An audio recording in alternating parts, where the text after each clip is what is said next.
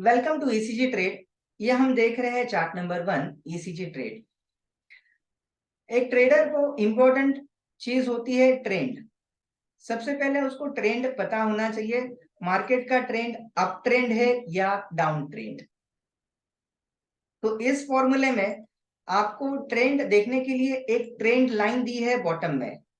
Bottom line green होगा तो ये बाय ट्रेंड होगा, बॉटम लाइन रेड होगा तो सेल ट्रेंड होगा, और बॉटम लाइन व्हाइट होगा तो ये दिखाएगा ट्रेंड इज चेंजिंग। जब ट्रेंड बाइंग टू सेलिंग और सेलिंग टू बाइंग कन्वर्ट होता है, वहां पर ट्रेंड लाइन वाइट होगी और उसी समय नया सिग्नल जनरेट होने के चांसेस होते हैं।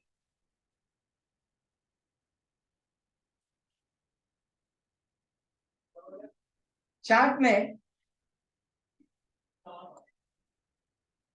जब अप ट्रेंड होगा तो कैंडल ग्रीन कलर में हो सकती है और डाउन ट्रेंड होगा तो कैंडल रेड कलर में रहेंगी। ये जो कैंडल पैटर्न है ये ट्रेंड के हिसाब से आपको दिखाई देंगी।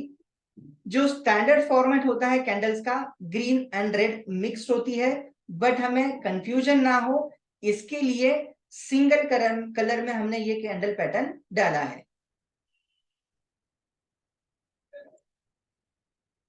यहाँ पर राइट साइड में ऊपर आप देख सकते हैं ये ग्रीन कलर में करंट मार्केट प्राइस है,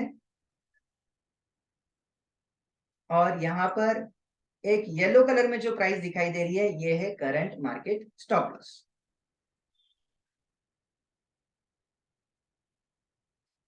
जब ट्रेंड बाय का स्टार्ट हो जाएगा, बॉटम लाइन ग्रीन है और आपको यहां पर सिग्नल लिखकर आ जाएगा buy target and stop loss. उसी तरह सेलिंग का सिग्नल हो तो यहां पर लिखकर आ जाएगा sell target and stop loss. तो बहुत सिंपल है, जहां से बाइंग का ट्रेड स्टार्ट हो गया आपको बाइंग में एंट्री करनी है, जहां से सेलिंग का ट्रेड स्टार्ट हो गया आपको सेलिंग में एंट्री करनी है।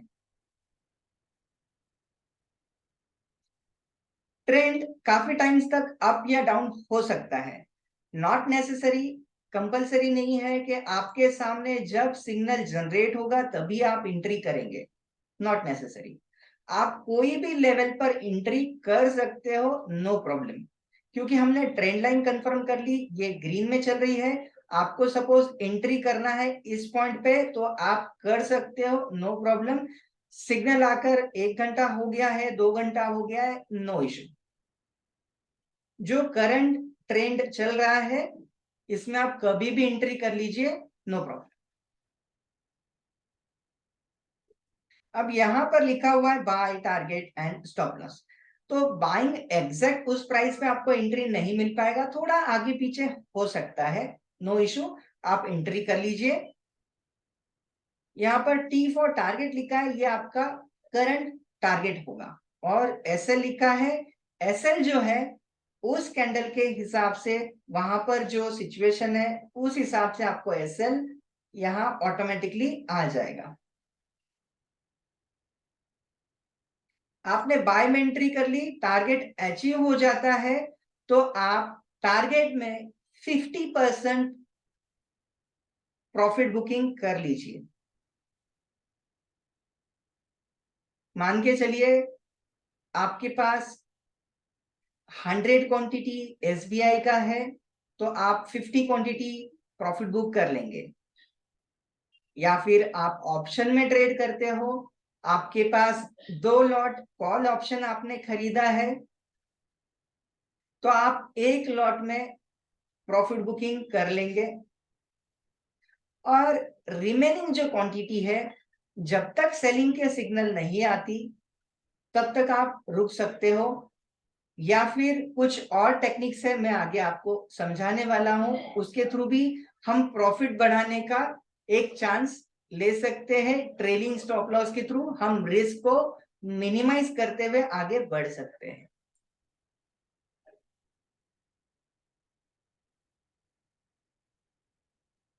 ये हो गया हमारा ईसीजी ट्रेड फॉर्मूला। हमें डबल कंफर्मेशन के लिए फॉलो करना है हैकेनाशी फॉर्मूला।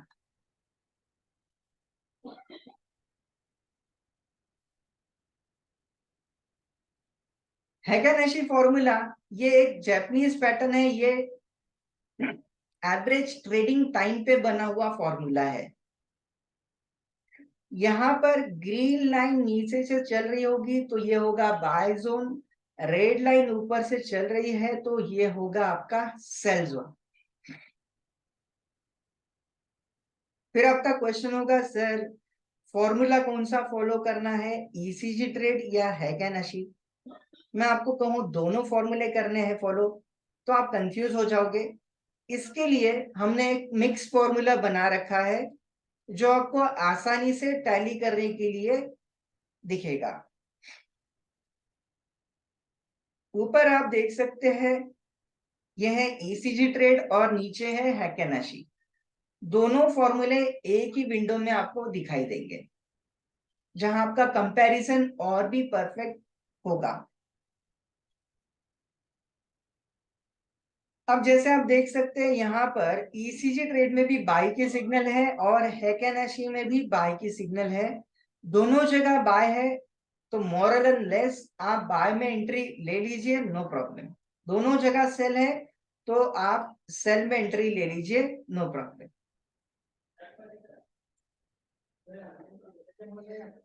और मैंने बताया कि हैगानशी जो है जल्दी से एंट्री दे सकता है। ये एक एग्जांपल के लिए मैं थोड़ा स्क्रॉल डाउन करता हूं।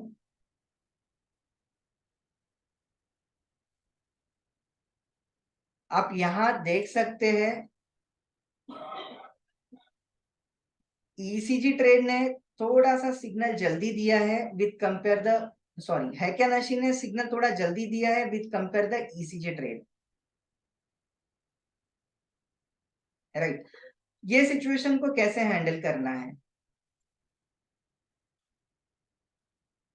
अब जैसे मैंने प्रॉफिट बुकिंग के लिए कहा था आपको 2 लॉट है तो 1 लॉट में आप धीरे धीरे प्रॉफिट बुक करके निकल जाइए, उसी तरह हैगानशी ने आपको सिग्नल पहले दिया है तो आप पार्टली एंट्री पे बिलीव कीजिए। कभी भी एक ट्रेडर को अपने कैपिटल का पूरा इन्वेस्टमेंट एक ही ट्रेड में एक ही जगह पर नहीं करना चाहिए। तो हैगानशी ने आपको बाय का सिग्नल दे दिया है, एटलीस्ट 30% कैपिटल से आप जितना क्वांटिटी खरीद सकते हो, समझो मेरा कैपेसिटी है 3 लॉट ऑप्शन खरीदने का, 3 लॉट फ्यूचर खरीदने का, या फिर मेरा कैपेसिटी है रिलायंस 200 क्वांटिटी खरीदने का, तो मैं यहाँ पर मेरे कैपिटल का 30% हैगानशी के हिसाब से एंट्री कर लूंगा, क्योंकि यहाँ पर सिग्नल बाय जनरेट हो चुका है, ट्रेंड लाइन वाइट है। ट्रेंड लाइन यहाँ पर वाइट है, सिग्नल बाय का जनरेट हो चुका है, ट्रेंड लाइन वाइट है, इसका मतलब ये सिग्नल सेलिंग से अभी बाय में जा रहा है। और यहाँ पर हैगानशी ने बाइंग की सिग्नल दे दी तो 1 लॉट में ट्रेड ले लूंगा, और रिमेनिंग जो है ईसीजी ट्रेड ने बाई का सिग्नल दे दिया तो और मैं मेरी क्वांटिटी को बढ़ा दूंगा, राइट। तो पहले मैंने पार्टली एंट्री कर ली, उसी तरह जब मैं प्रॉफिट बुकिंग करूंगा, देखिए यहाँ पर प्रॉफिट बुकिंग में भी सबसे पहले हैगानशी ने सिग्नल दिया है, उसके बाद ईसीजी ट्रेड ने सिग्नल दिया है, तो हम पार्टली एग्जिट करने में भी आसानी हो जाएगी, जिससे हमारा प्रॉफिट थोड़ा सा बढ़ जाएगा।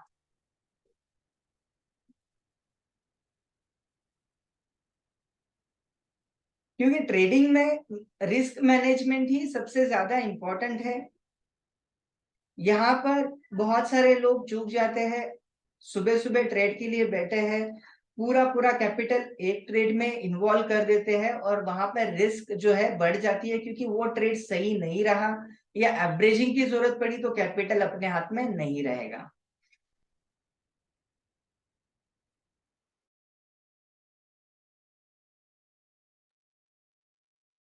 तो इस तरह पार्टली हम एंट्री करेंगे। अब आता है सब्जेक्ट, ये ट्रेड में हमें स्टॉप लॉस कौन सा लगाना है। जब आप इंट्राडे ट्रेड कर रहे हो तो आपको हैकेनशी का ही स्टॉप लॉस लगाना है। जब हेकेनाशी की लाइन ग्रीन में होगी नीचे से, तो आपको ग्रीन कलर में स्टॉप लॉस का फिगर दिखेगा, और जब हेकेनाशी की लाइन रेड कलर में होगी और ये सेलिंग में दिखाई दे रहा है आपको, तो ये आपको रेड कलर में स्टॉप लॉस का लाइन दिखाई देगा। करेक्ट। यहाँ पर ट्रेंड कंप्लीट हो चुका है, इसलिए यहाँ पर लास्ट में सेलिंग की सिग्नल आ गई, और यहाँ पर आपको स्टॉप लॉस रेड कलर में आ गया। इसका इंडिकेशन क्या था? जो भी है प्रॉफिट बुक करके आपको निकल जाना चाहिए।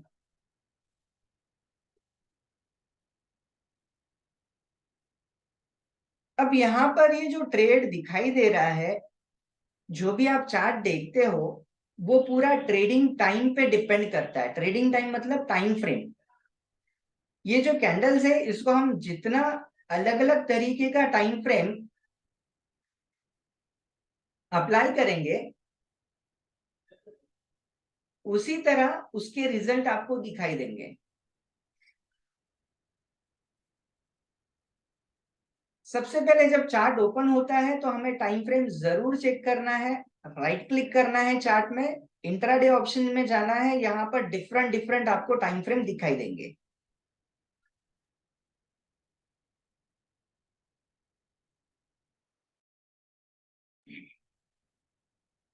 इंट्राडे के लिए बेस्ट टाइम फ्रेम है, जो नए ट्रेडर है उनके लिए स्पेशली, इंट्राडे ट्रेड कर रहे हो तो आपको टाइम फ्रेम फॉलो करना चाहिए स्टैंडर्ड 10 मिनट्स का। बहुत सारे ट्रेडर इसी में कंफर्टेबल है, वही यूज करते हैं।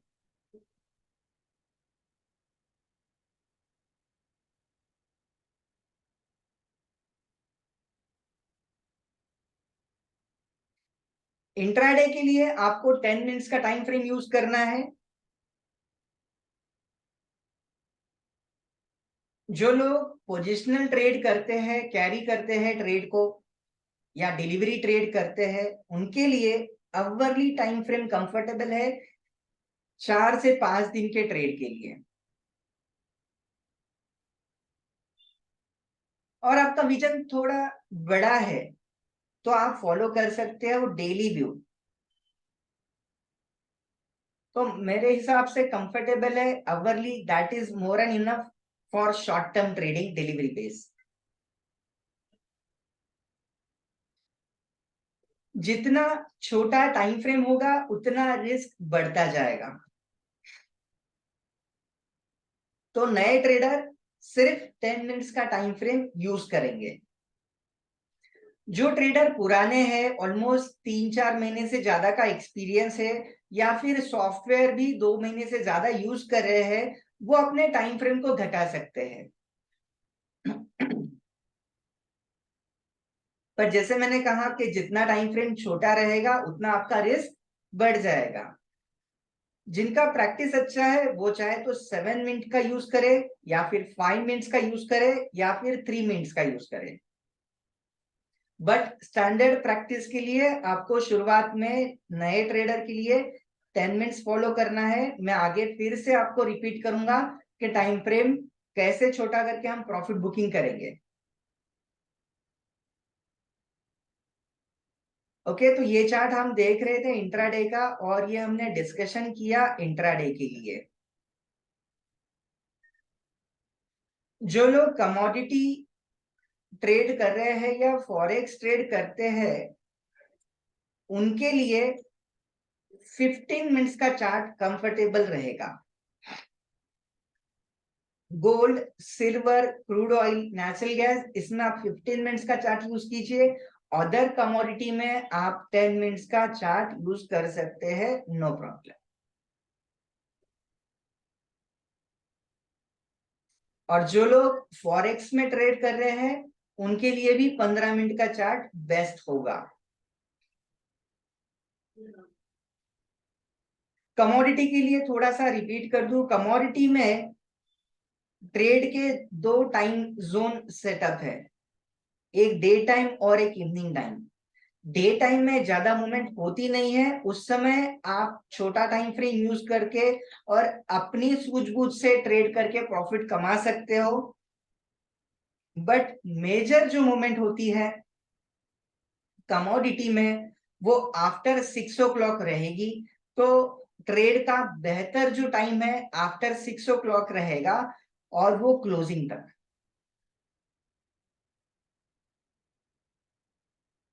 सेम वे फॉरेक्स में भी होगा। फॉरेक्स में भी आफ्टर 6 o'clock मूवमेंट रहेगी। आपको 6 o'clock से लेकर तो रात को 2 बजे तक ट्रेड कर सकते हो। मैं कोई फॉरेक्स का प्रमोशन नहीं कर रहा हूं, जो लोग नहीं करते वो इसके तरफ ना जाए।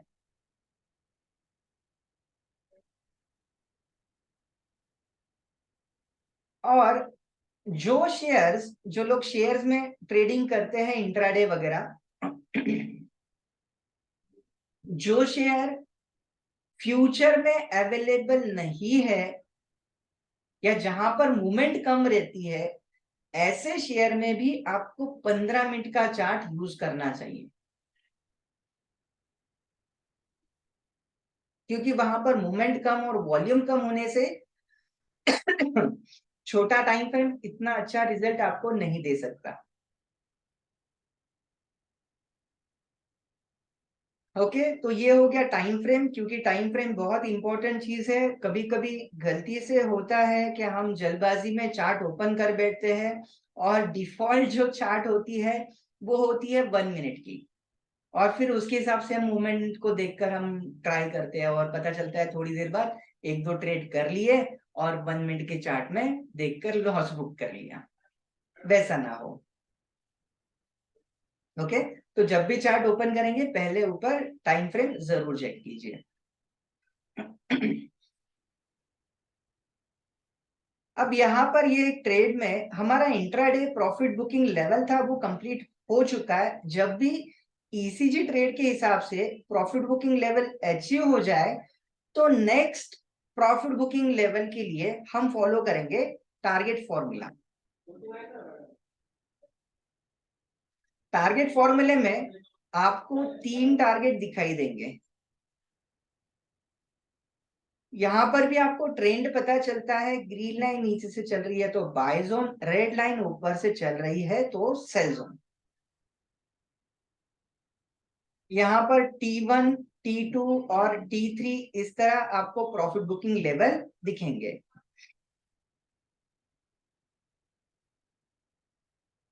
जैसे T1 अचीव हो जाए आप आपका बड़ा सा प्रॉफिट बुकिंग कर लीजिए, और T2 जब अचीव होता है तो आप मैक्सिमम प्रॉफिट बुकिंग करके एग्जिट कर लीजिए। जी सर, यहाँ पर पिवट भी दिखाई दे रहे हैं, मैं आगे वाले चार्ट में एक्सप्लेन कर रहा हूं आपको।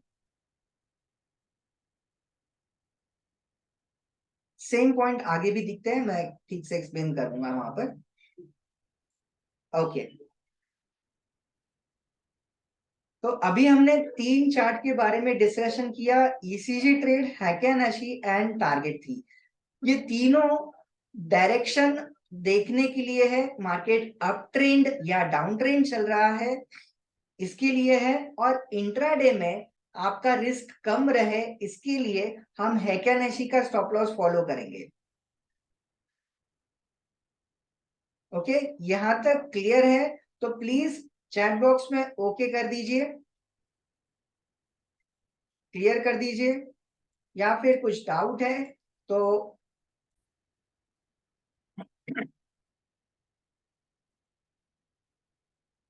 जैसे हैकेनशी में बहुत बार सिग्नल जल्दी जल्दी जनरेट होते हैं, आप जितना टाइम फ्रेम छोटा लेंगे उतने सिग्नल आपको ज्यादा यहाँ पर दिखाई देंगे।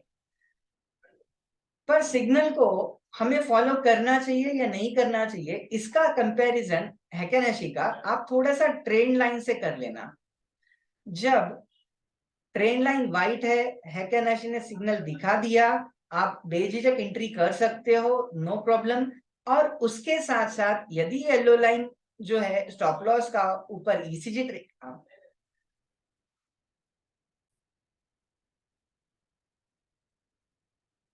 आप देख सकते हैं यहाँ पर जैसे जैसे मार्केट का ट्रेंड ऊपर ऊपर जा रहा है उसके साथ साथ येलो लाइन का स्टॉप लॉस जो है ट्रेडिंग स्टॉप लॉस, ये धीरे धीरे धीरे ऊपर जा रहा है।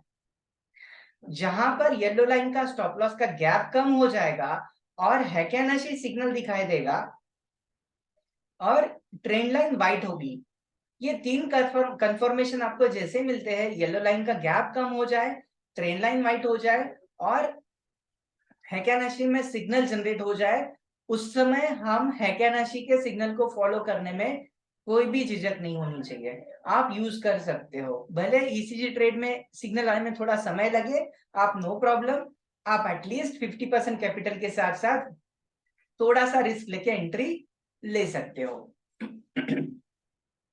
मतलब ये ट्रेंड का एक थोड़ा सा कंफर्मेशन आपको ज्यादा मिलेगा यहाँ पर।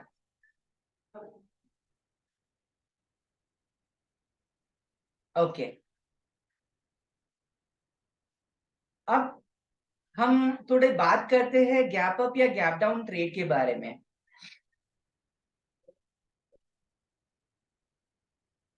पहले मैं नए ट्रेडर्स को समझाना चाहूंगा गैप अप या गैप डाउन क्या होता है।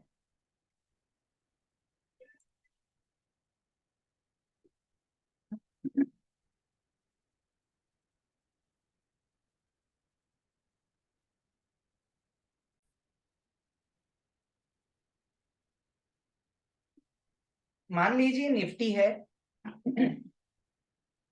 निफ्टी आज के डेट में 17,500 चल रही है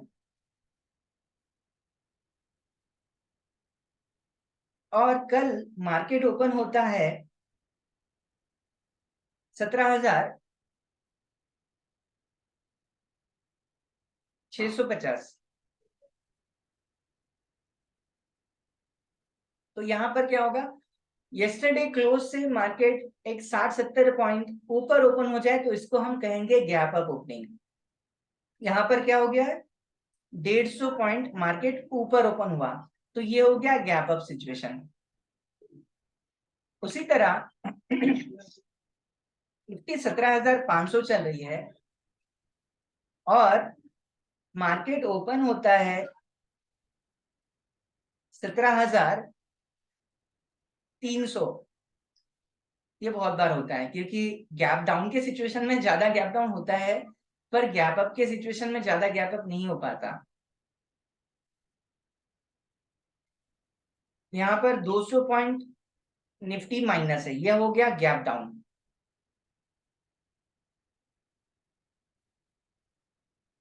तब हम क्या करेंगे, मार्केट गैप अप हो जाए या गैप डाउन हो जाए, ऐसे सिचुएशन में आपको हैकेनाशी को पहली प्रायोरिटी देनी चाहिए। हैकेनाशी का जो भी सिग्नल चल रहा है उसको प्रायोरिटी हमें देनी है।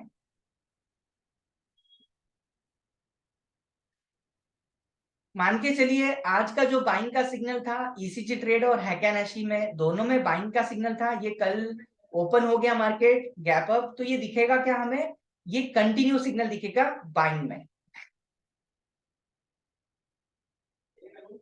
बट एक गैप अप के बाद थोड़ा प्रॉफिट बुकिंग के चांसेस तो 100% रहेंगे, तो धीरे धीरे धीरे मार्केट नीचे आने लगेगा। आप थोड़ा इमेजिनेशन कीजिए उसका, क्योंकि सिचुएशन वैसा अभी तो नहीं है। हाँ सॉरी, यहाँ सिचुएशन है, यहाँ पर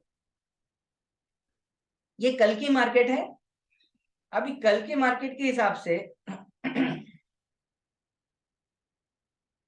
यहाँ पर सेलिंग का ट्रेंड था, बट यहाँ पर सेलिंग का ट्रेंड कंटिन्यू नहीं रहा, यहाँ पर बाइंग का आ गया। ओके, ये भी सिचुएशन नहीं है वैसी,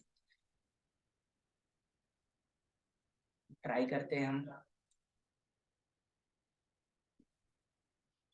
okay, this is the perfect situation I think. नहीं,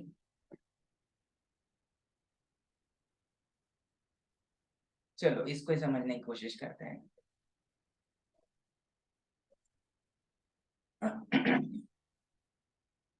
देखिए यहाँ पर गैप अप हो गया तो यहाँ पर बाइंग का सिचुएशन दिखाई दे रहा था और धीरे धीरे धीरे मार्केट नीचे आने लगा। तो सबसे पहले हैकेनाशी ने आपको सेलिंग की सिग्नल दिखा दी, बट ईसीजी ट्रेड में ट्रेंड अभी भी चेंज नहीं हुआ है। ओके, आप समझ रहे हो क्या पॉइंट के ऊपर बात कर रहा हूं मैं। यहाँ पर हैकेनाशी ने सिग्नल दिखा दिया, ईसीजी ट्रेड ने सिग्नल नहीं दिखाया था, तब भी हम पहला प्रायोरिटी हैकेनाशी को देंगे। हम शॉर्ट सेल में आराम से एंट्री कर सकते हैं या बाइंग में आराम से एंट्री कर सकते हैं। तो ये होगा गैप अप और गैप डाउन के सिचुएशन में पहला प्रायोरिटी हमें हैकेनाशी को देना है। ओके,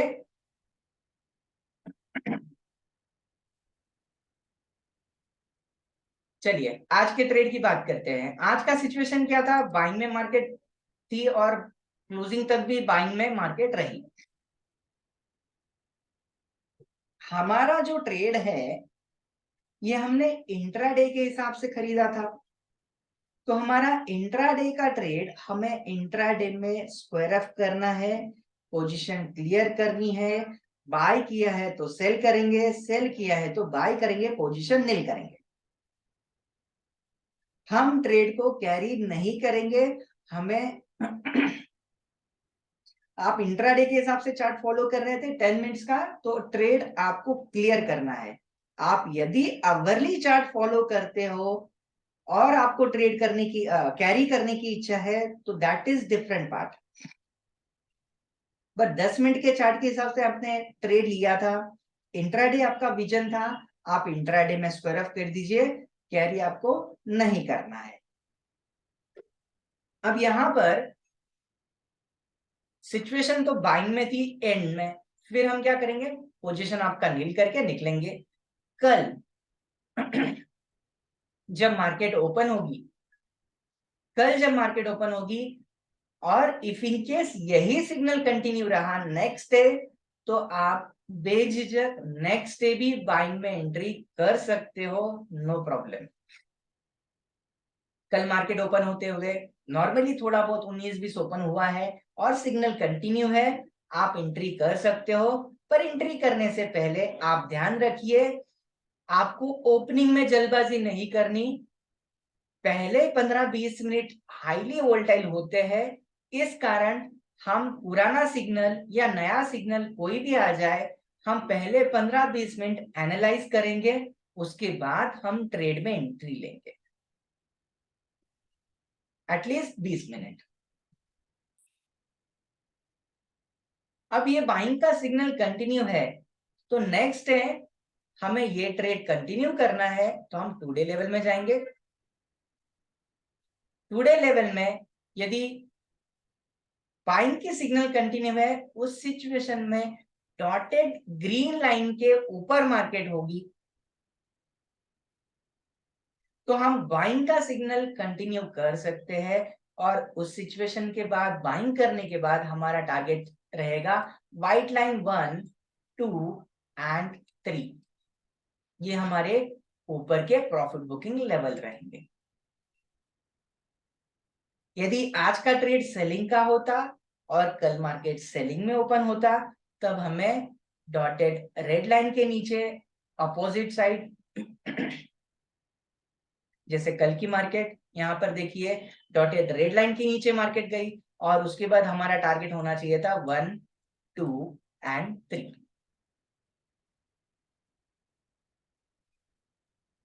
इस तरह हम पुराने ट्रेड को भी नेक्स्ट डे फॉलो कर सकते हैं। हर दिन नया ट्रेड जनरेट होगा, दैट इज नॉट नेसेसरी। पुराने ट्रेड को भी आपको कंटिन्यू करना पड़ेगा। कभी कभी आप देखिए परसों last 3 days before non stop 3 दिन मार्केट गिरता रहा, तो 3 दिन नेगेटिव ट्रेड सेलिंग का ट्रेंड कंटिन्यू रहा, तो हर दिन सेलिंग के सिग्नल नहीं आई, वही सेलिंग के सिग्नल को आपको नेक्स्ट डे वापस सेल करना है, फिर कवर करना है, फिर सेल करना है, फिर कवर करना है। इस तरह ये कंटिन्यू साइकिल चलता रहेगा। ओके, ये टुडे लेवल के बारे में मैंने बता दिया कि नेक्स्ट डे आप ट्रेड कर रहे हो तो एक बार इसको हमें देखना चाहिए। पर हमने थोड़ी देर पहले बात की कि मार्केट गैप अप हो जाए, गैप डाउन हो जाए, उस समय ये पूरे तीनों लाइन टारगेट्स वगैरह जो है वो अचीव हो जाते हैं बहुत बार, तो हम क्या करेंगे, तो हमें जाना है टीआरटी फॉर्मूला। टीआरटी फॉर्मूला ये जो है that is simple trend reversal trade, और that is very much simple. This is the support and resistance level पी वर्ली।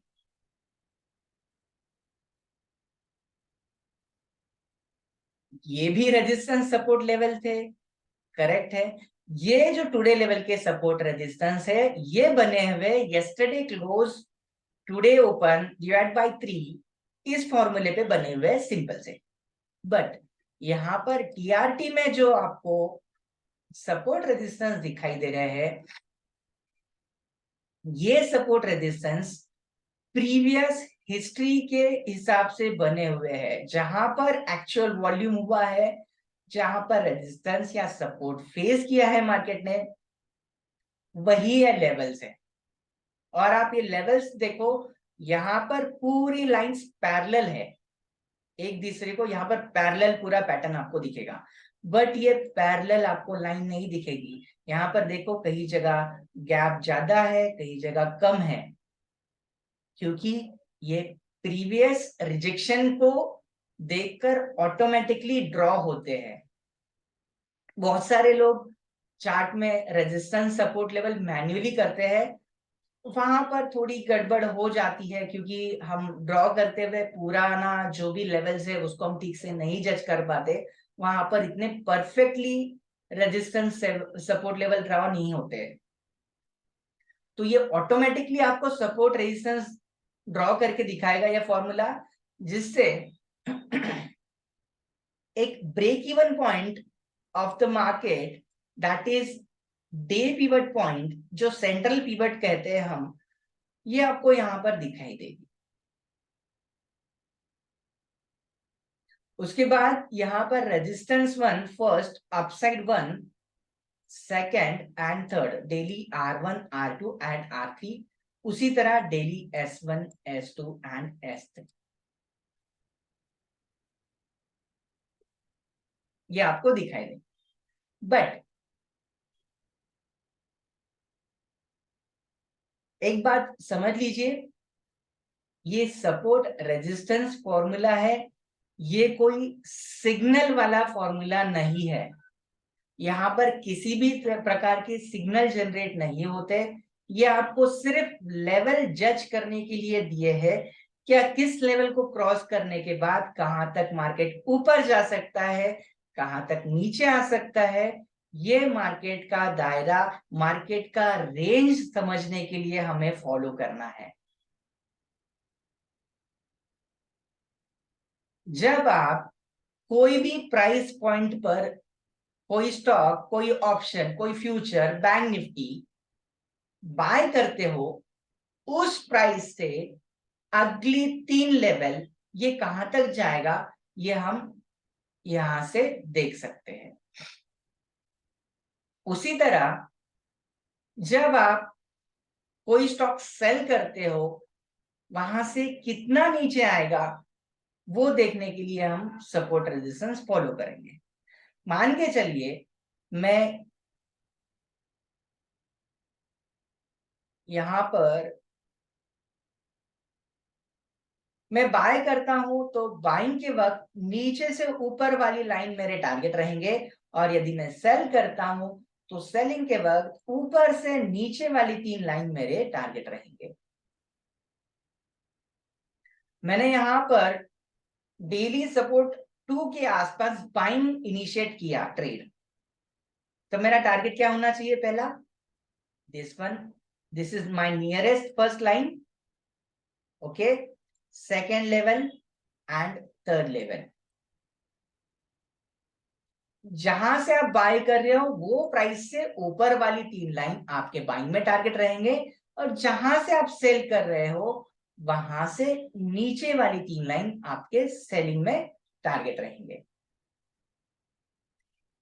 हाँ, ये भी बात सही है, जहां से हम बाय कर रहे हैं वहां से 3 लाइन ऊपर हम टारगेट जब मानते हैं, तो जहां से हम बाय कर रहे हैं वहां से नीचे वाला जो सपोर्ट है, ये हमारा फाइनल स्टॉप लॉस होना चाहिए। क्योंकि ट्रेडर हमेशा स्टॉप लॉस लगाने में कंजूसी करते हैं।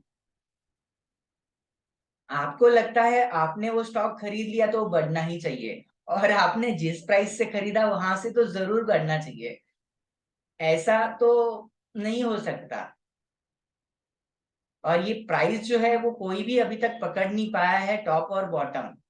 हमें मार्केट का टॉप भी नहीं चाहिए और मार्केट का बॉटम भी नहीं चाहिए, बीच का हिस्सा थोड़ा बहुत प्रॉफिट बुकिंग के लिए मिलता है, इनफ है। ओके, और ये सपोर्ट रेजिस्टेंस में बहुत बार हम कुछ चूक कर बैठते हैं। आज का एग्जांपल छोड़ दीजिए, क्योंकि आज एक्सेप्शनली काफी टाइम मार्केट नॉनस्टॉप ऑलमोस्ट 9-10 दिन गिरता रहा। इस वजह से एक शार्प रिकवरी में मार्केट बढ़ता गया, बट ये जनरल टाइम में नहीं होता है।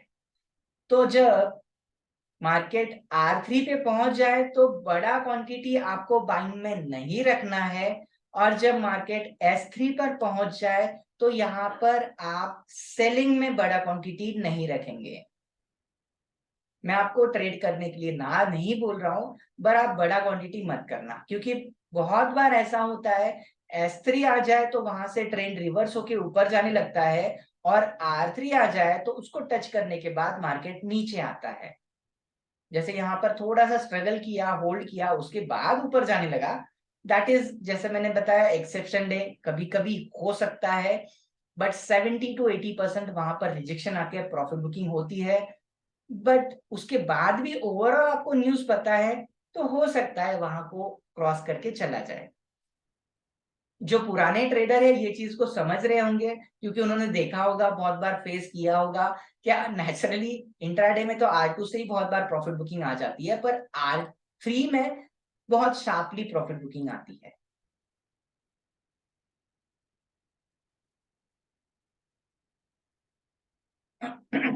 ओके, तो यहां तक हमने सपोर्ट रेजिस्टेंस के बारे में बात की। बट सपोर्ट रेजिस्टेंस का एक इंपॉर्टेंट पॉइंट तो भूल ही गए। हम लोग ट्रेड लेने से पहले जरूर सपोर्ट रेजिस्टेंस देखेंगे, और ट्रेड लेने के बाद प्रॉफिट बुकिंग लेवल समझने के लिए जरूर सपोर्ट रेजिस्टेंस हम देखेंगे। यहाँ पर ट्रेंड नहीं दिखता है, सिग्नल नहीं दिखता है, सिर्फ लेवल दिखती है। इसके सहारे हमें ट्रेड लेने में आसानी होगी। ओके, यहां तक आपको सभी चीजें क्लियर है तो आप ओके कर दीजिए।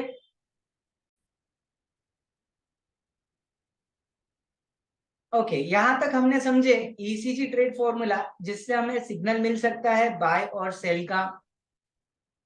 हैकेनाशी फॉर्मूला, जिससे हम एक ट्रेंडिंग डे में मैक्सिमम प्रॉफिट के लिए एक छोटा सा हैकेनाशी का स्टॉप लॉस लगाकर आगे बढ़ सकते हैं, जिससे हमारा रिस्क मिनिमाइज कम होगा और प्रॉफिट हमारा बढ़ेगा।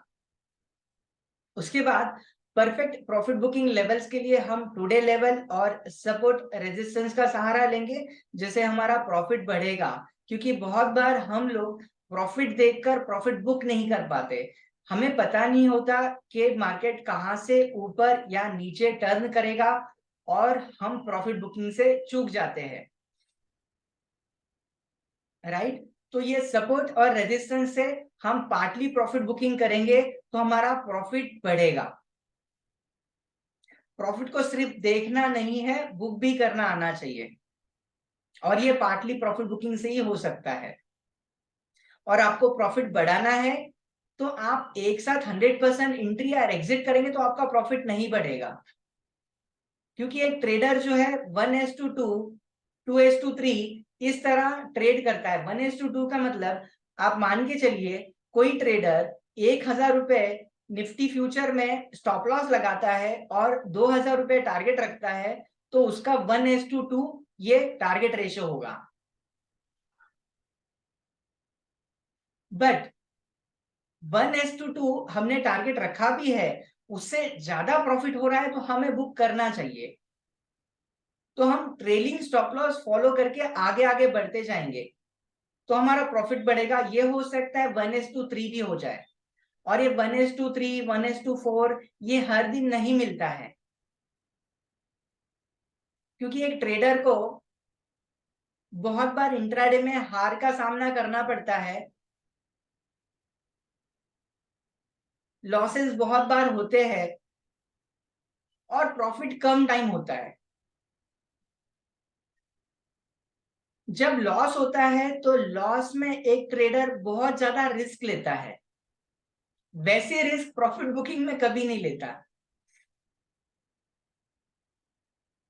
तो हमें प्रॉफिट बुकिंग में रिस्क लेना है, लॉस में रिस्क नहीं लेना है। लॉस में आपने जो डिफाइन किया है 1:2 या 2:3, जो आपका स्टॉप लॉस है, जो भी डिफाइन किया है, स्टॉप लॉस के आसपास आ जाए, स्टॉप लॉस आप हिट करके एग्जिट कीजिए। बट होता क्या है, स्टॉप लॉस के पास आता है स्टॉक, हम स्टॉप लॉस को थोड़ा दूर करते हैं, फिर स्टॉप लॉस के पास आता है, फिर थोड़ा दूर करते हैं। राइट, यही सिचुएशन होती है ट्रेडर की। आप भी यही सोच रहे होंगे। वो नहीं करना है। प्रॉफिट में आता है तो प्रॉफिट को बुक मत करो, प्रॉफिट को ट्रेल करते बढ़ाते जाओ। प्रॉफिट में लॉस हुआ तो कोई दिक्कत नहीं है, पर कैपिटल लॉस नहीं होना चाहिए। ओके ओके, चलिए आगे बढ़ते हैं ऑप्शन के लिए। बहुत सारी बातें हमने कर ली। एक ऑप्शन ट्रेडर में कुछ प्रॉब्लम्स है, उसके ऊपर डिस्कशन करते हैं हम। सबसे पहले निफ्टी और बैंक निफ्टी के जो ऑप्शन है बहुत ज्यादा पॉपुलर है ट्रेडिंग में। तो शुरुआत होती है कि हमें इंडेक्स फॉलो करना चाहिए या फ्यूचर फॉलो करना चाहिए। तो आप दोनों को फॉलो कर सकते हो, इंडेक्स भी फॉलो कर सकते हो, फ्यूचर भी फॉलो कर सकते हो। आपके ट्रेडिंग सॉफ्टवेयर में बहुत बार लेफ्ट और राइट में सेंसेक्स और निफ्टी की प्राइस दिखाई देती है। वो जो सेंसेक्स और निफ्टी की प्राइस होती है वो होती है स्पॉट प्राइस, वो फ्यूचर प्राइस नहीं होती। हमारे सॉफ्टवेयर में आपको फ्यूचर का प्राइस दिखेगा और उसका एनालिसिस करने के सभी टूल्स अवेलेबल है। स्पॉट में बाइंग सेलिंग नहीं होती, प्राइस वॉल्यूम नहीं होता, वहां पर सिग्नल इनिशिएट होना थोड़ा मुश्किल है। फ्यूचर में बाइंग सेलिंग होती है, वॉल्यूम होता है, तो वहां पर कैलकुलेट करके एनालिसिस करके सिग्नल जनरेट हो सकता है। तो हमें अभी से फ्यूचर के चार्ट को फॉलो करना चाहिए। आप स्पॉट के चार्ट को एनालाइज जो कर रहे थे अभी तक थोड़ा अवॉइड कीजिए। नो प्रॉब्लम, आप करना चाहते हो उसके बेसिस पे भी सिग्नल निकलते हैं, बट वहां पर मोमेंट जो है वो कम होने की वजह से वहां पर सिग्नल बहुत लेट निकलते हैं।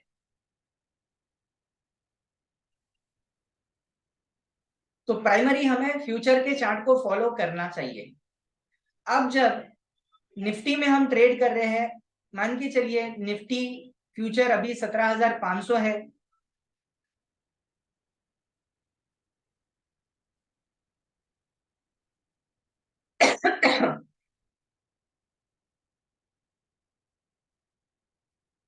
निफ्टी फ्यूचर 17,500 चल रही है। तो 17,500 हमारा सॉफ्टवेयर दिखा रहा है मार्केट का ट्रेंड अप ट्रेंड है। तो हमें लग रहा है यहां से मार्केट ऊपर जाएगा। तो हम क्या करेंगे, कॉल ऑप्शन खरीदेंगे। पहले तो मार्केट का ट्रेंड क्लियर है, अप ट्रेंड, तो हमारा एक सिचुएशन खत्म हो गया, ट्रेंड क्लियर है, ओके।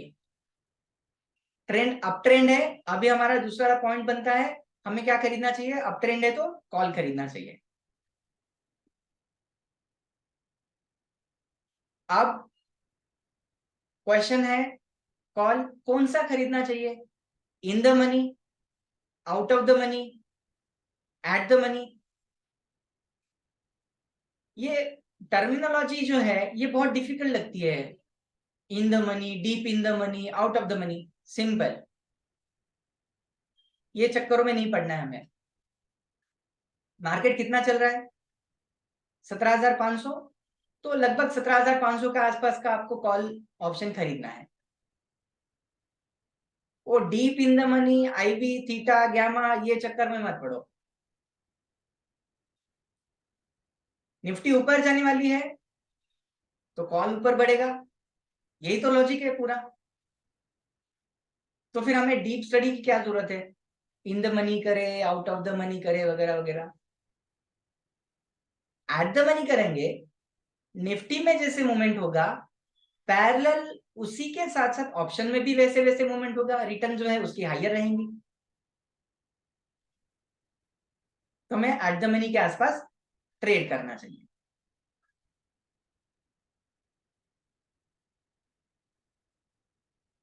आपको ऑप्शन का चार्ट नहीं देखना, मैंने ऑप्शन के चार्ट के ऊपर बात नहीं की। ऑप्शन का चार्ट आपको ट्रेडिंग एनालिसिस में नहीं देखना है। क्यों नहीं देखना? क्योंकि निफ्टी में आप ट्रेड कर रहे हो तो निफ्टी फ्यूचर का चार्ट को फॉलो करो। निफ्टी फ्यूचर ऊपर जाएगा तो आपका कॉल ऑप्शन का प्रीमियम बढ़ने वाला है। तो आपका पूरा एनालिसिस फ्यूचर के चार्ट पे होना चाहिए। ऑप्शन की अपनी कोई वैल्यू नहीं है।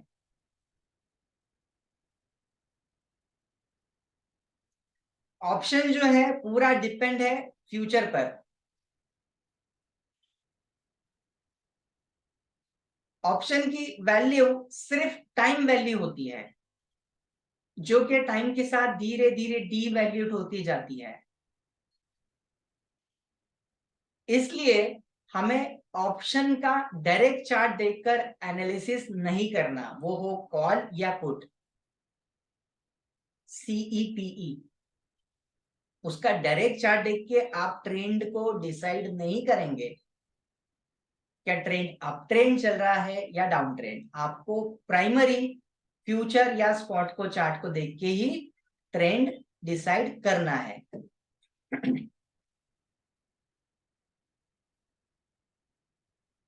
यस सर, पुट भी आप एटीएम ले सकते हो, नो प्रॉब्लम। दूसरा सवाल है हमें ट्रेड कब करना है और कब नहीं करना है। आप ऑप्शन ट्रेडर हो, निफ्टी बैंक निफ्टी में आप ट्रेड करते हो, तब आप मंडे, ट्यूसडे और वेनेसडे के दिन ही ट्रेड करेंगे। अभी जैसे सीरीज चल रहा है 9 तारीख का, उसमें आप मंडे, ट्यूसडे, वेनेसडे ट्रेड करेंगे। थर्सडे के दिन जो नेक्स्ट सीरीज है, कौन सा होगा वो नेक्स्ट सीरीज, वो है 16 तारीख का। तो आप थर्सडे के दिन ट्रेड करना चाहते हो तो 16 तारीख के सीरीज में आप ट्रेड करेंगे। इसका मतलब ये है थर्सडे के दिन सेम एक्सपायरी का उसी दिन का आपको ट्रेड नहीं करना है।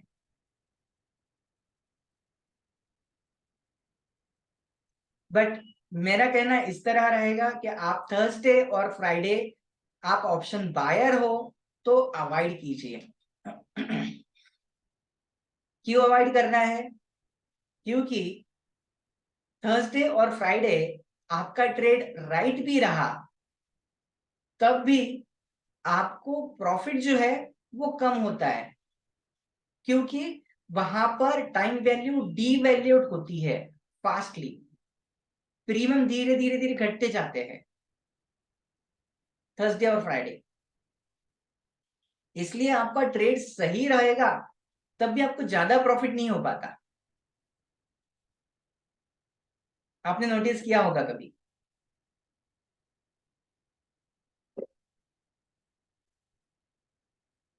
जो लोग स्टॉक ऑप्शन में ट्रेड करते हैं उनके लिए पहली बात, स्टॉक ऑप्शन में वीकली एक्सपायरी नहीं होती है, वहां पर मंथली एक्सपायरी होती है। तो आपका विजन 1 मंथ के हिसाब से होना चाहिए, इंट्राडे के हिसाब से नहीं होगा। यहां पर आप अवरली चार्ट फॉलो करेंगे और वो भी स्टॉक फ्यूचर का चार्ट फॉलो करेंगे।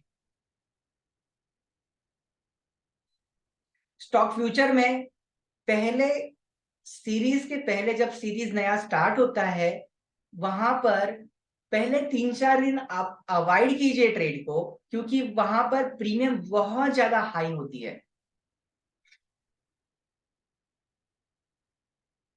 और लास्ट 4-5 दिन में प्रीमियम बहुत जोर से गिरती है, डीवैल्यूड होता है, टाइम डीके होता है, थीटा कम होता है। तो हम लास्ट 4-5 दिन में भी स्टॉक ऑप्शन को अवॉइड करेंगे ट्रेडिंग के लिए। इस बीच वाले टाइम में आप कर सकते हो। क्योंकि आप देखिए, जब नया सीरीज चालू होता है तो जोश में बहुत सारा वॉल्यूम होता है स्टार्टिंग में, फिर धीरे धीरे कम हो जाता है, फिर लास्ट में जब शॉर्ट कवरिंग होती है या रोल ओवर होता है तो वॉल्यूम बढ़ जाता है। बीच का टाइम जो होता है वो साइलेंट होता है। साइडवेज नहीं कहूंगा, साइलेंट मतलब मूवमेंट हम कैचअप कर सकते हैं इस तरह, और वहां पर टाइम वैल्यू भी रीजनेबल रहेगा तो आपको प्रॉफिट होने के चांसेस भी ठीक रहेंगे। बट स्टॉक ऑप्शन में ट्रेड करने के लिए अवॉइड कीजिए, कैरी कर रहे हो तो that is more and less risky, क्योंकि जैसे 15-20 दिन पहले, ऑलमोस्ट 1 महीना हो चुका है, कुछ कंपनियों के स्टॉक थे फ्यूचर में, अदानी ग्रुप के, ये बहुत ज्यादा गिर गए। एक ही दिन में उसमें 20 से 30% की गिरावट हो गई। करेक्ट। तो डिवेल्यूशन होना कभी भी, डिवेल्यूशन बहुत जल्दी होता है। हाँ, मार्केट का एक रूल समझ लीजिए, जब भी आप ऑप्शन में ट्रेड करते हो तो ऑप्शन में प्रीमियम जल्दी नहीं बढ़ती पर गिरती जरूर जल्दी है। क्यों?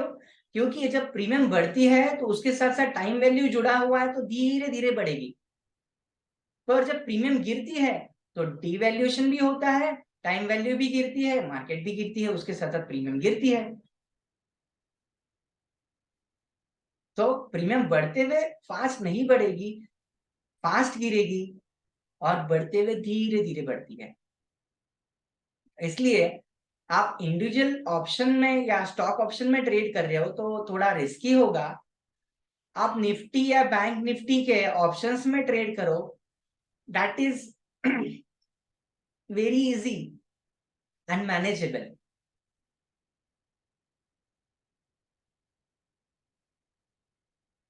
अब हम बात करते हैं निफ्टी या बैंक निफ्टी ऑप्शंस की, या इन जनरल सभी ऑप्शंस।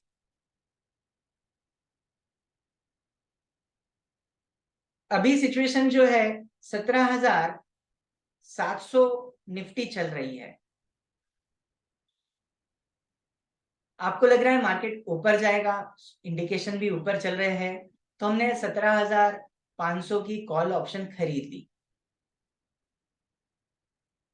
बट कुछ कारण मार्केट नीचे आ गया और हमारी पोजीशन हम एग्जिट नहीं कर पाए। हो सकता है कोई न्यूज आ गया, आपने वो न्यूज देखा नहीं, और बैड लक, या उस समय इंटरनेट भी डिस्कनेक्ट हो गया 1 घंटे के लिए, आपको पता ही नहीं चला और निफ्टी नीचे आ गई। ऐसे होता है कुछ लोगों के साथ कि लक्ष्मी दरवाजे पे होती है और वो नहाने जाते हैं, बहुत बार। और कुछ लोगों के साथ ये बार बार होता है, उनके लिए अलग टोटके है। आपने प्रॉफिट देखा और बुक नहीं कर पाए, प्रॉफिट देखा और बुक नहीं कर पाए, और कोई दोस्त को सजेशन दिया वो राइट था, आपने किया वो रॉन्ग था। ठीक है, ये अलग अलग सिचुएशन होती है, ये हुआ होगा तो उनके लिए अलग से कुछ चीजें हैं। उनके साथ साथ बार बार हो रहा है तो उन लोगों ने थोड़ा सा ब्रेक लेके ट्रेड करना चाहिए कुछ टाइम का। ओके, चलो ये एग्जांपल के ऊपर बात करते हैं। 17,500 मार्केट चल रही है, और किस कारण मार्केट नीचे आ जाती है? आपने 17,500 का कॉल ऑप्शन 150 रुपए, 150 रुपीज प्रीमियम में खरीदा है। अभी मार्केट नीचे आ गई, ये हो गई 17,200। जब मार्केट नीचे आई है तो ऑब्वियसली आपने जो प्रीमियम कॉल कॉल ऑप्शन खरीदा था, जिसका प्रीमियम 150 रुपए दिया था, उसका प्रीमियम घटकर हो जाएगा लगभग आधा। चलो आधा नहीं पकड़ते हम, 70 रुपए हो गया। एक्सपायरी दूर है, चलो 90 रुपए हो गया। आपने खरीदा कितने में है? 150 रुपए में खरीदा है, और अभी जो प्राइस चल रही है ये 90 रुपए चल रही है। और निफ्टी कितनी है अभी? 17,200।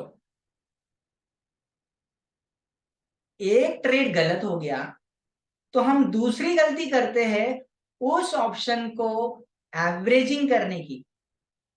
ये गलती कभी भी नहीं करनी है आपको। सर मैं सोच रहा था कि यहाँ से 90 रुपए चल रहा है तो ये जरूर बढ़ जाएगा।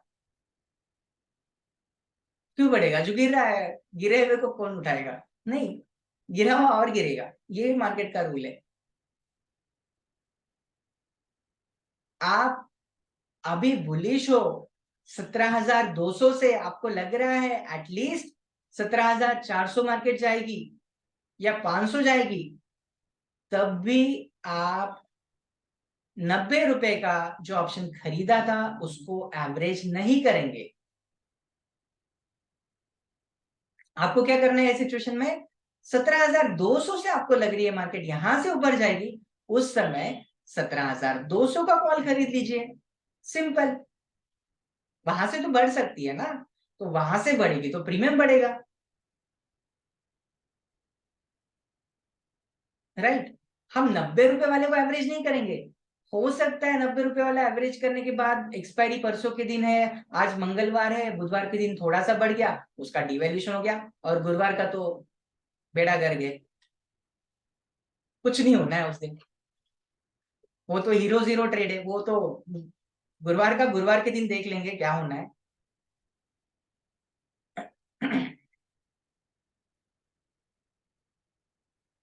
राइट। कोई लोग बोल रहे हैं 100% राइट।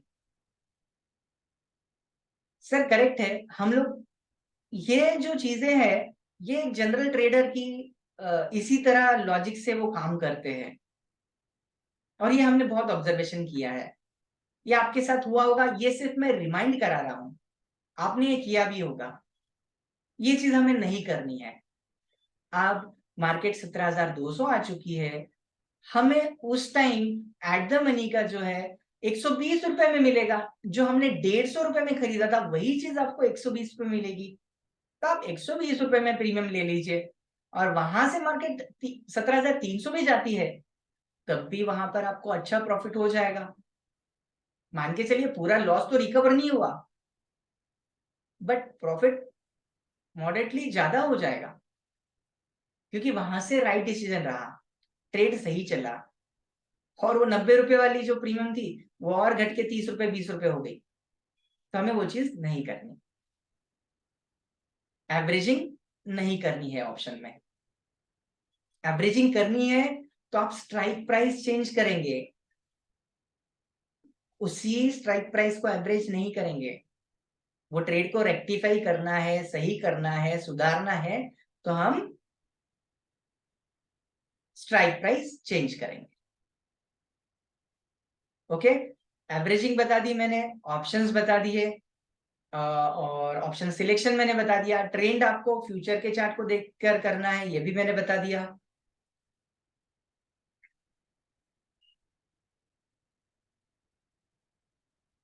अब बात करते हैं हम पीसीआर लेवल की। ये तो बहुत डिबेटेबल सब्जेक्ट है पीसीआर लेवल। आप YouTube में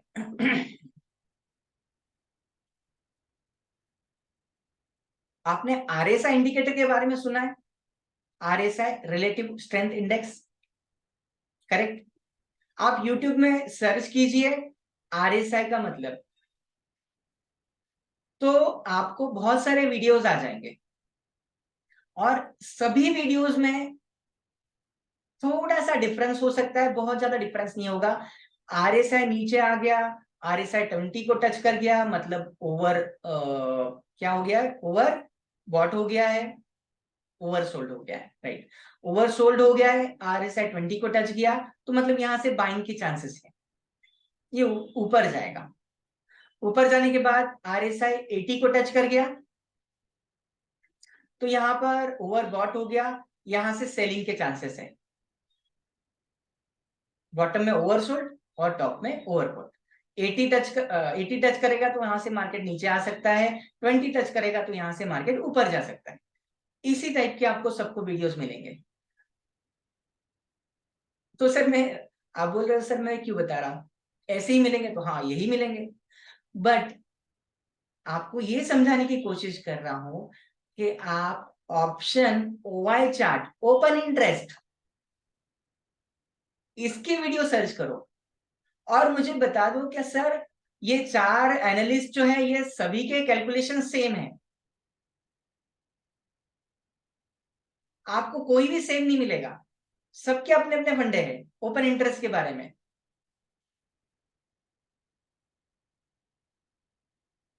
और लंबी लंबी डेफिनेशन है, और कुछ तो घंटों घंटों की वीडियो भी बने हुए हैं।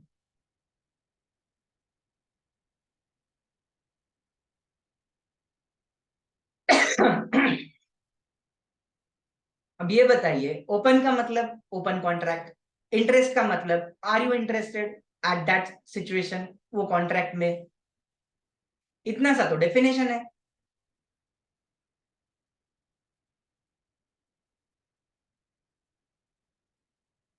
देखिए राजेश जी, आप समझ के चलिए, आप एक ऑप्शन बायर हो। अभी हमने बात की 17,200 प्रॉफिटेबल बात करते चलिए।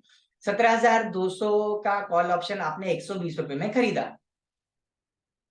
आपको क्या लग रहा था मार्केट यहां से ऊपर जाने वाली है, करेक्ट? आपने 17,200 की कॉल खरीदी, आपको लग रहा है यहां से मार्केट ऊपर जाए। तो राजेश जी आप ये बताइए, आपको 120 रुपए में कॉल किसी ने तो बेची आपको, कोई तो होगा ना बेचने वाला, उसको लग रहा होगा मार्केट यहां से नीचे गिरने वाली है। सिचुएशन 50-50 है या नहीं?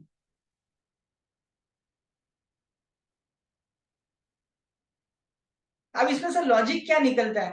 अरे कोई ना कोई जीतेगा, आप हारोगे या मैं जीतूंगा, मैं जीतूंगा आप हारेंगे, दोनों में से एक ही विनर है, पर दोनों विनर नहीं है।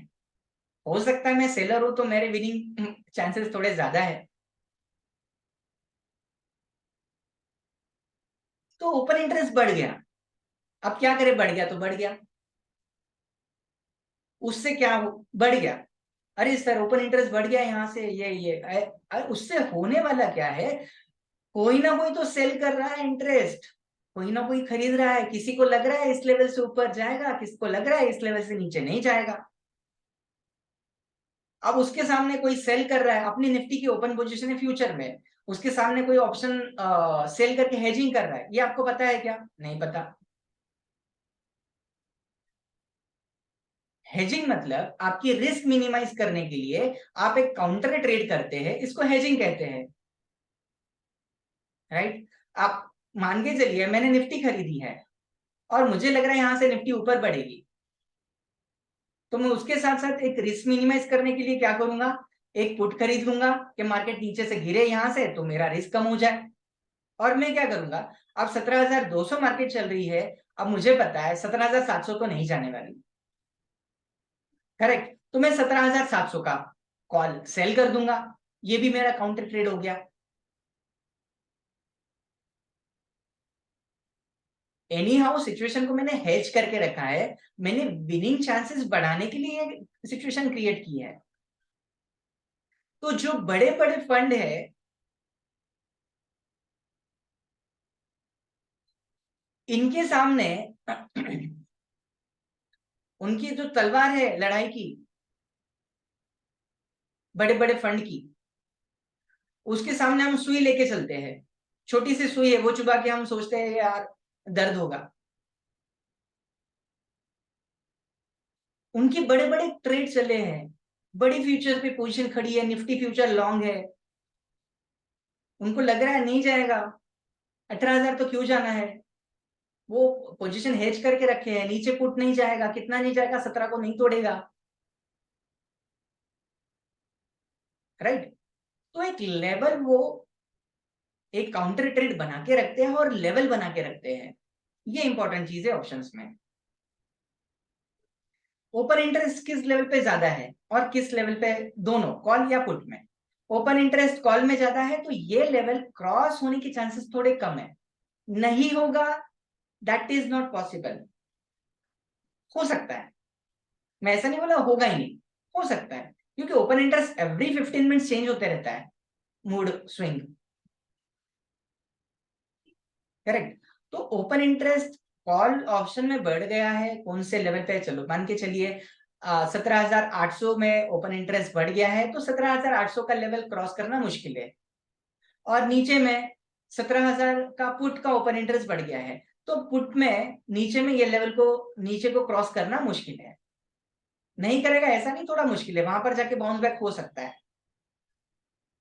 पर कुछ लोग तो डायरेक्ट पत्थर की लकीर मान लेते, नहीं नहीं ये होगा ही नहीं, ये हो ही नहीं सकता। ऐसा कुछ नहीं होता।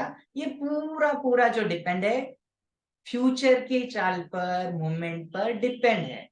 हम लोग उसको अवॉइड करके एक एजम्पशन कर बैठते हैं, नहीं नहीं नहीं ऑप्शन में बढ़ गया मतलब यही हो गया। ऐसा नहीं है। फ्यूचर की मूवमेंट भी तो है उसके साथ साथ। फ्यूचर बढ़ेगा तो ऑप्शन बढ़ेगा।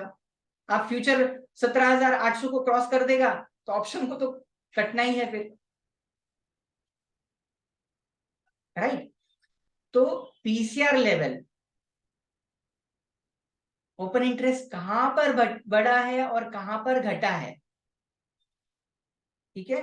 ये लेवल वीकली बेसिस पे हमें सिर्फ एक रेंज पता करने के लिए है, ना कि कोई ट्रेड लेने के लिए। हाँ, 1:2 पीसीआर कॉल पुट रेशियो जो है वो सॉफ्टवेयर में आप देख नहीं पाएंगे, और वो बहुत कैलकुलेशन है। अगले हफ्ते के, करंट वीक, नेक्स्ट वीक, इनका सबका कॉम्बिनेशन करके 1:2 वगैरह निकालना और वो सब कुछ करना और उसके बाद रिजल्ट निकालना, क्या जरूरत है। सिंपल निफ्टी फ्यूचर जा रहा है ना भाई ऊपर, तो ले ले कॉल। निफ्टी फ्यूचर नीचे आ रहा है, पुट ले ले। इतने झमेले में पड़ना क्या है, आप ऑप्शन सेलर हो क्या, तो आप करो वो चीज को, वो हो सकता है। जैसे वेनेसडे ट्रेड है, वेनेसडे ट्रेड में क्या करते हैं लोग, वेनेसडे ट्रेड में क्लोजिंग के आसपास, 3 बजे के आसपास आप एक कॉल ऑप्शन खरीद रहे हो, मार्केट ऊपर जाने के लिए तैयार है, मार्केट ऊपर जा सकता है हमें लग रहा है, तो आप क्या करते हो, करंट वीक का कॉल ऑप्शन सेल कर देते हो और अगले वीक का कॉल ऑप्शन खरीद लेते हो। ये हेजिंग पोजीशन हो गई। तो नेक्स्ट डे मार्केट हमारे डायरेक्शन में खुलता है तो हमें थोड़ा लॉस दिखेगा, बट अगले वीक वाले में तो डबल से प्रॉफिट दिखेगा, राइट। क्योंकि प्रीमियम बढ़ते हुए धीरे बढ़ेगी, गिरते हुए जोर से गिरेगी, तो हमें डी वैल्यूएशन का फायदा होगा। मान के चलिए वेनेसडे को लग रहा है मार्केट नीचे जाने वाला है, नेक्स्ट डे हम अपोजिट ट्रेड करते रहेंगे उसके। अब मार्केट ऊपर जाने वाला है तो पुट हमें सेल करना है और पुट हमें खरीदना है। इस तरह हम हेज करेंगे। पुट कौन सा खरीद सेल करेंगे, 17,000 का पुट हमने सेल कर दिया और अगले हफ्ते का 17,000 का पुट हमने खरीद लिया। डिवेल्यूशन हो गई पुट में, हमें प्रॉफिट मिल गया, और इसमें मार्जिन बहुत कम लगती है, ये ध्यान रखिए। बहुत लोगों को ऐसा लगता है कि मार्जिन बहुत लगेगी, क्या करेंगे। कभी भी आपको कम मार्जिन में ट्रेड करना है तो बाय साइड का पहले ट्रेड ले लीजिए, उसके बाद शॉर्ट साइड का ट्रेड ले लीजिए, ऑर्डर चली जाएगी। हाँ, बहुत लोगों को पता नहीं है कि शॉर्ट सेलिंग में पैसा लगता है, मार्जिन लगता है, और बहुत लोगों को ये नहीं पता कि कम मार्जिन में भी हो सकता है।